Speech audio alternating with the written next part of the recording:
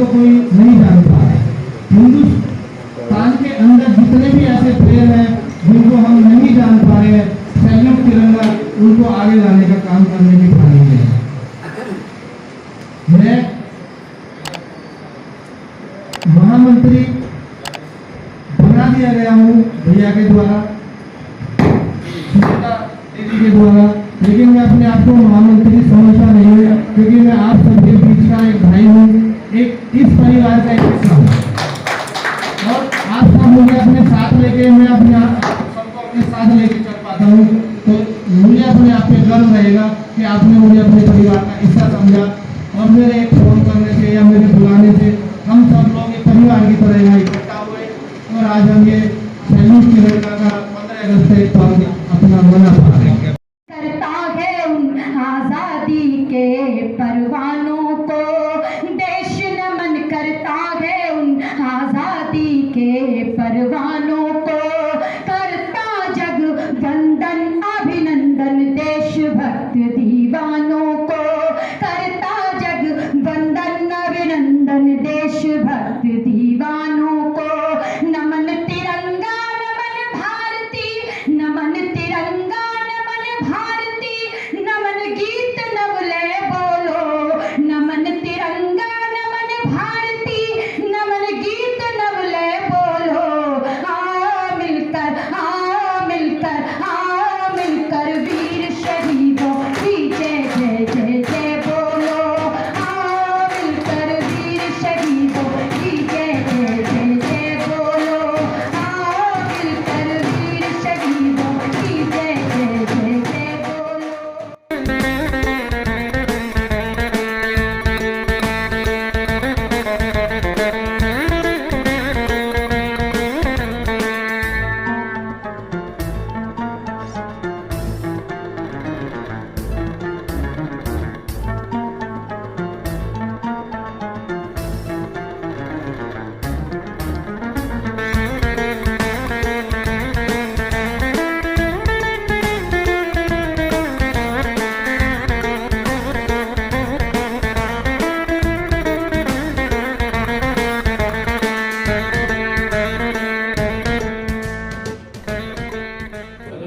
चोपड़ा जी जो बहुत अच्छा पोर्टल अपना चलाते हैं, पुराने भारतीय जनता पार्टी के कार्यकर्ता रहे और दृष्टिकोण नाम से बहुत अच्छा पोर्टल उनका हम हर रोज देखते रहते हैं। यहाँ पर इतने लोग परिचित मेरे हैं कि मैं सबके नाम उल्लेख कर सकता हूँ। आप लोग बहुत देर से इस कार्यक्रम में शरीक हुए। सैल्यूट तिरंगा की एक विशेष बात मुझे ध्यान में आती है। लोग 15 अगस्त और 26 जनवरी को झंडा का कार्यक्रम करते हैं। साल भर कुछ ना कुछ गतिविधि हाथ में लेकर लोगों को देशभक्ति का काम पढ़ाने का, सिखाने का, उनको प्रेरणा देने का काम सैल्यूट तिरंगा करता है। इसलिए इस संस्था का कार्यक्रम छोटा हो या बड़ा हो, मुझे मालूम होती है मैं इस कार्यक्रम में पहुंचता हूं, क्योंकि अपने सबसे आजादी के पहले इस देश में देश के लिए मरना ये देशभक्ति थी। देश के लिए बलिदान करना, देश के लिए सत्याग्रह करना, देश के लिए पदयात्रा निकालना, जेल में जाना, ये देशभक्ति थी। आजादी के बाद देश के लिए जीना ये देशभक्ति।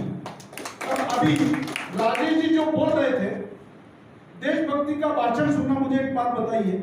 आज हम सब लोगों ने यहाँ तिरंगा लगाया है, अभी आने वाले दिनों में हम अपने घरों में भी लगाएंगे। ये देश आजाद होने के बाद भी 50 साल लगे कि तब तक देश पर अपन अपने घर से झंडा फहरा नहीं सकते थे, और झंडा सुबह फहरा है तो शाम को उतारना पड़ता था। आखिर कोर्ट में जाकर लोगों ने ये लड़ाई लड़ी, क्योंकि 50-60 साल जिन्होंने इस देश पर सत्ता चलाई, उनको ये देशभक्ति, झंडा, इसके प्रेरणा, इसके बारे में क्या हमारे मन में भावना है, इसका कोई कदर नहीं थी। ये अभी ये काल आया है, आपने बताया 2014 के बाद इस देश में नया एक जीवन शुरू हुआ है।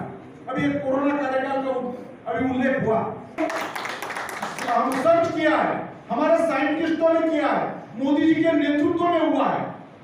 आपको मालूम है पोलियो की वैक्सीन 1950 में बनी थी, हमारे देश में आते आते 1978 हुए थे, 28 साल लगे थे। हमारे देश की पहली हेल्थ मिनिस्टर अपना स्पेशल प्लेन लेकर पेनिसिलिन की वैक्सीन लेने के लिए जापान गई थी 1947 में। आज का ये नया भारत है। ये नया भारत, हमने तो अपने देश की चिंता तो करी, पूरे विश्व को भी हमें वैक्सीन देने का काम किया और पूरे विश्व के साथ एक लोगों के ध्यान में आया कि ये कश्मीर की बात अभी निकली। संयुक्ता जी के पति तो बॉर्डर पे रहते, अभी लेह लद्दाख में उनकी ड्यूटी है। मुझे याद है एक बार मुझे जोधपुर बॉर्डर, जैसलमेर बॉर्डर देखने जाना था। हमने संयुक्ता जी को कहा कि प्रसाद साहब को बोलो हम बॉर्डर देखने जा रहे हैं, हमारे लिए कोई वहां व्यवस्था कर दो। हम वहां बॉर्डर पर जब गए और उन जवान के बारे में मैं बातचीत करने लगा, जहां आम आदमी को जाने नहीं देते इतने बॉर्डर तक, उसने मुझे ले जाकर बताया देखो हमारा ऐसा ऐसा इस प्रकार का काम यहाँ चलता है। मैंने धीरे से बोला अपने देश के प्रधानमंत्री नरेंद्र मोदी जी तो इस बार अपना दिवाली के दिन बॉर्डर पर गए थे। वो बोला इसमें क्या नई बात है, मोदी जी जब सीएम थे तब कच्छ बॉर्डर जाते थे। हर बार की बात जवानों के साथ बॉर्डर पर मनाने वाले जब देश का नेतृत्व करते हैं तो स्वाभाविक रूप से सभी जवानों के मन में एक नई प्रेरणा आती है। मैंने तो उत्तराखंड में देखा, उत्तराखंड का मुझे देखा नहीं जा रहा था, वो पत्नी उनके बच्चे और मेरे वो घर वाले सब ठीक है, मेरे आंख में पानी आ गया। तो उसके घर वाले कह रहे भाई साहब हमारे घर में इसे आंसू बहाने की परंपरा नहीं है। ये पत्नी वहां सैल्यूट देने के लिए खड़ी नहीं, बोले नहीं हमारे घर में तो ये जवानों की परंपरा है, हमारे घर में ये चौथे आदमी है तो मिलिट्री में आप ये मत करिए। इस प्रकार का भाव अपने आप जगता नहीं है, केवल स्पीचेस देने से नहीं होता है। जब जीता जागता चेहरा लोग देखते हैं कि एक भी दिन छुट्टी ना लेने वाला प्रधानमंत्री लोग सामने देखते हैं, गरीबों के लिए दिन रात चिंता करने वाले प्रधानमंत्री लोग सामने देखते हैं, देश का एक भी आदमी भूखा नहीं रहना चाहिए कोरोना कार्यकाल के लिए इसलिए उनको राशन पहुंचाने वाला प्रधानमंत्री हमारे देश ने देखा है। आम आदमी को 12 रुपए में इंश्योरेंस देना चाहिए, इसकी चिंता करने के लिए 70 साल लगे इस देश में, इसके पहले किसी के ध्यान में नहीं आया था। तो ये सब बातें ये देशभक्ति का प्रतीक है। ये ऐसे जब देश का नेतृत्व करते हैं तो जो उल्लेख हुआ पहली बार सर्जिकल स्ट्राइक इस देश में हुआ, लोग तो मजाक उड़ाने लगे थे, ये देश का दुर्दैव है। पिछले टाइम आपने देखा होगा 15 अगस्त का कार्यक्रम लाल किले पर हो रहा था, उसके बाद राष्ट्रगान होते हुए हमारे प्रदेश के मुख्यमंत्री बैठे रहे एक जगह पे। एक कॉमन सेंस है, इस देश का सामान्य आदमी भी इस प्रकार की बात सह नहीं सकता, ऐसा मुख्यमंत्री हमने देखा है। पर मोदी जी एक इस प्रकार का एक मानक उन्होंने प्रस्तावित किया है, इसलिए पूरे विश्व में कितनी बातें कहनी चाहिए। दुबई में हमारा राम मंदिर बन रहा है, जापान के प्रधानमंत्री आते हैं उनको गीता भेंट दी जाती है, ऑस्ट्रेलिया के प्रधानमंत्री आते हैं उनको गंगा आरती के लिए लिया जाता है। कैंसिल कर दिया, कश्मीर को अपने में शामिल कर दिया, तो नए राज्य बना दिए, आतंकवादियों को क्या उत्तर प्रदेश में रोज सलूट किया जाता है आप हम सबको मालूम है। ये सब बातें अपने आप नहीं होती, उसके लिए समाज का इस प्रकार का समर्थन चाहिए और समाज का समर्थन इस प्रकार के संस्था के कामों से होता है। ये संस्था के लोगों को कोई टिकट मांगने तो नहीं आते हमारे पास। बहुत बहुत धन्यवाद। आज इस कार्यक्रम के माध्यम से मैं आपको बताना चाहता हूं कि हम लोगों ने मुख्य अतिथि को यहाँ क्यों बुलाया है। आपको बताना चाह रहा हूँ, आप सभी को मालूम भी है कि सैल्यूट तिरंगा 26 जनवरी को हम लोगों ने टारगेट किया था कि 100 जगह पे कार्यक्रम करेंगे। हम लोग सर के पास गए थे, इन्होंने बोला बहुत शुभकामनाएं आप पढ़िए, क्योंकि हम लोगों ने 24 राज्यों में संगठन का स्थान, जैसे प्रधानमंत्री जी ने बेटी बचाओ बेटी पढ़ाओ और स्वच्छ भारत अभियान का एक ड्रीम मिशन को लेके चला है, उस मिशन को सैल्यूट तिरंगा पूर्ण रूप से अपनाया है। हम लोगों ने बेटी बचाओ बेटी पढ़ाओ का हर राज्य में टीम बनाया है, हर जगह बेटियों के लिए कार्यक्रम हम लोग कर रहे हैं। स्वच्छ भारत अभियान के लिए भारतीय जनता पार्टी के राष्ट्रीय संयोजक थे, उसके बावजूद भी अभी हम लोगों ने पूरे भारत में सैल्यूट तिरंगा का स्वच्छ भारत अभियान का टीम बनाया। हम लोग ने वृक्षारोपण के ऊपर भी बहुत सारे कार्यक्रम किए हैं। हम लोगों ने लाखों लाख वृक्ष का अभी पर्यावरण के लिए वृक्षारोपण का कार्य किया और अभी हमारी टीम पूरे हर जगह पर वृक्षारोपण के कार्यक्रम कर रही है। तो सर के मार्गदर्शन से हम लोगों ने 100 जगह पे टारगेट दिया और लोगों ने उसी बार 26 जनवरी को पिछले साल 2021 में ही 250 से ऊपर जगह पे कार्यक्रम करके फोटो भेजा हुआ। और इस बार जब हम लोगों ने कार्यक्रम तय करने का प्रयास किया, चूंकि कोविड की दूसरी लहर से अभी हम लोग निकले ही राज्यों में कैसे कार्यक्रम करें, तो फिर भी हम लोगों ने सबसे संपर्क स्थापित किया। हमारे साथ बहुत सारे मंत्री भारत सरकार के और सांसद भी जुड़े हुए हैं, लेकिन हम लोग सर से मार्गदर्शन बराबर लेते रहते हैं। तो इस बार हम लोगों ने लोगों को टारगेट दिया कि आप लोग 500 जगह पर कार्यक्रम कर सकते हैं क्या। तो पूरे मीटिंग कर 15 दिनों में उन लोगों ने हम लोगों को रिपोर्ट पेश किया कि 749 जगह पे नहीं होगा, हम 750 जगह पे।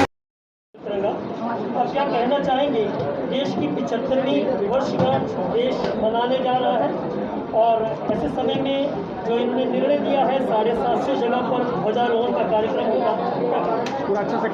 देश आज़ाद होकर 75 साल पूरे हो रहे हैं, उसके साथ साथ अलग अलग एनजीओज भी इसको करते हैं। सैल्यूट तिरंगा की विशेषता ये है कि ये अपने एक दिल्ली के कार्यक्रम तक सीमित नहीं है, पूरे देश में 750 कार्यक्रमों का संकल्प उन्होंने लिया है और वो जो बोलते हैं वो करके दिखाते हैं। ये आज तक की उनकी परिपाटी है।